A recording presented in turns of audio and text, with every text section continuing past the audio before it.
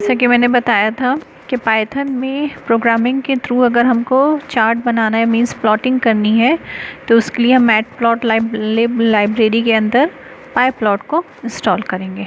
ठीक है, इंस्टॉल करने के बाद जैसे कि हमें मैथ्स के कोई फंक्शंस यूज़ करने हैं तो उसको हम मैथ मॉड्यूल को इंपोर्ट करते हैं अपने प्रोग्राम में। इसी तरह से अगर हमको चार्ट बनाना है अपने प्रोग्राम के थ्रू तो उसके लिए हमको पाईप्लॉट को इंपोर्ट करना होगा। तो उसको इंपोर्ट करने के दो तरीके हैं, या तो सिंपल आप इंपोर्ट matplotlib.pyplot इस तरह से इंपोर्ट कर लो, या फिर इंपोर्ट करके matplotlib.pyplot एज p1 मीन्स इसका एक ऑब्जेक्ट बना लो, जिससे आगे अगर आप इस पर्टिकुलर पाईप्लॉट में कोई फंक्शन यूज़ कर रहे हो तो डॉट लगा के आपको आगे लिखना है तो ये पूरा लिखना पड़ेगा, है ना। उसके बदले में आपने एज करके एक ऑब्जेक्ट क्रिएट कर लिया तो आप सिंपल p1 लिख के डॉट लगा के करोगे तो वो चीज़ एग्जीक्यूट हो जाएगी विदाउट एनी एरर। देखो इस तरह से, जैसे अगर हमको आगे कुछ कमांड लिखना है इसमें तो हमको ये पूरा लिखना पड़ेगा matplotlib.pyplot.command, है ना। और अगर हमने इसका ऑब्जेक्ट क्रिएट कर लिया तो सिर्फ p1 डॉट प्लॉट करके हमने ये XY एक्सिस दे दिए, है ना। इसके आगे ये फंक्शन हमने यूज़ कर लिया। ठीक है, अब next is working with pyplot methods. ठीक है, तो पाईप्लॉट इंटरफेस हमको प्रोवाइड करता है जिसमें हम डाटा को 2D प्लॉटिंग वगैरह कर सकते हैं, 2 डायमेंशनल, है ना। और इसमें line chart, bar chart, pie chart, scatter chart, ये सारे चार्ट्स क्रिएट कर सकते हैं।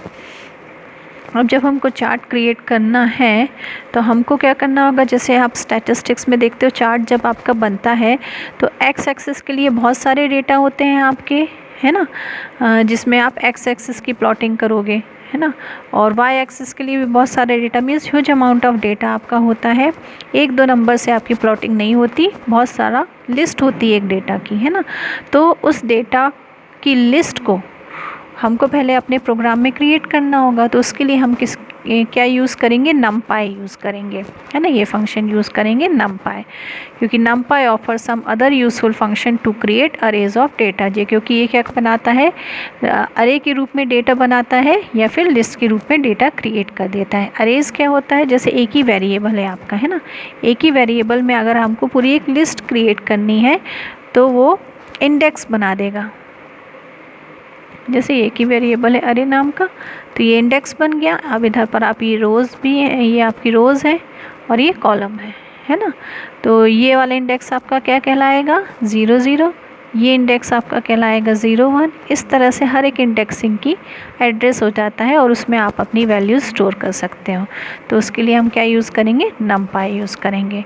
और numpy offers many useful functions और रूटीन्स प्रोवाइड करता है जिससे हम आसानी से प्लॉटिंग के फंक्शंस यूज़ कर सकते हैं। numpy arrays which are like list की तरह होता है, ये वेक्टराइज्ड ऑपरेशंस को भी सपोर्ट करता है। ठीक है, अब नेक्स्ट हम देखेंगे यूजिंग numpy अरेज। ठीक है, numpy अरेज में अरेज के रूप में हम कैसे यूज़ करेंगे, तो इसमें भी हम क्या करेंगे, numpy यूज़ करने के लिए हम इंपोर्ट करेंगे numpy एज।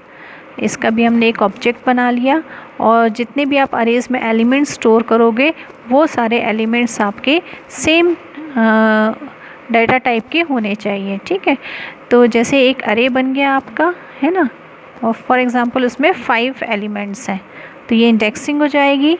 मीन्स अरे 0 में आपका फर्स्ट एलिमेंट होगा, अरे 1 इंडेक्सिंग में आपका सेकंड एलिमेंट होगा, इसमें थर्ड एलिमेंट होगा। इस तरह से पूरी एक लिस्ट क्रिएट हो जाएगी, ये एग्जाम्पल्स में दिया हुआ है ना। एक ग्रिड तरह का बन जाता है, ग्रिड बनानी है तो इस तरह से ग्रिड भी बन जाता है और इस तरह से इंडेक्सिंग के रूप में लिस्ट भी क्रिएट हो जाती है numpy।